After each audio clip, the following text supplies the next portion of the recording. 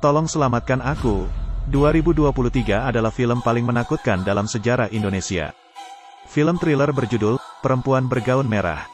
Peringatan, untuk bisa menikmati film ini, anggap saja ini film horor yang menyenangkan. Dan tontonlah bareng dengan teman kalian. Setelah pria itu dipenggal oleh lift, Dinda terbangun dari mimpi buruknya. Shock, dia pergi ke kamar mandi untuk menenangkan diri. Tapi dia malah melihat sesuatu di batuk. Ada sosok misterius di balik tirai. Dinda mengira adiknya ada di dalam. Tapi pada saat bersamaan, adiknya memanggil dari luar.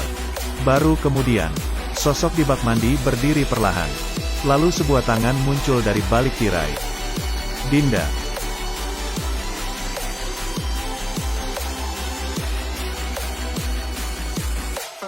Dinda mendapatkan rekaman kejadian saat berangkat kerja. Itu adalah kejadian seorang pria yang meninggal di lift. Pada saat itu juga, wanita berbaju merah muncul. Membuat Dinda ketakutan setengah mati. Dia menduga bahwa wanita itu adalah Kara. Jadi dia menunjukkan video itu ke teman-temannya. Setelah semua orang selesai menontonnya, mereka semua setuju dengan pendapat Dinda. Tapi kenapa hantu itu membunuh Wisnu? Mungkinkah pada malam itu, sesuatu yang tak diketahui terjadi? Saat mereka berdua sedang berbincang di dalam mobil,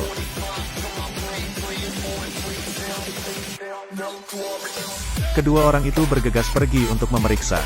Tapi tidak ada orang di sekitar. Baru kemudian, wanita berbaju merah itu muncul lagi.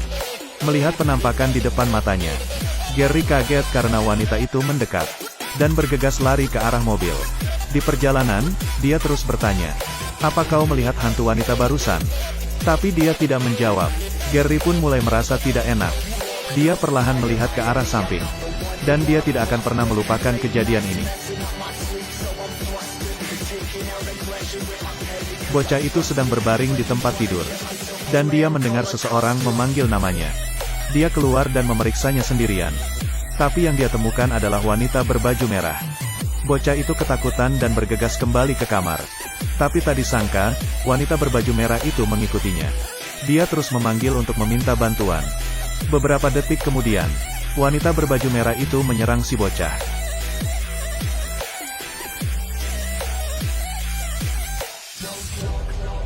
Bocah itu bersembunyi di pojokan dan mencoba mengecek.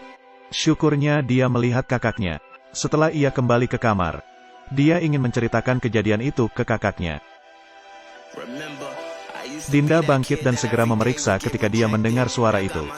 Dia melihat adiknya melayang di udara. Kemudian jatuh ke lantai dan pingsan. Saat Dinda merasa ketakutan, terdengar suara ketukan dari luar.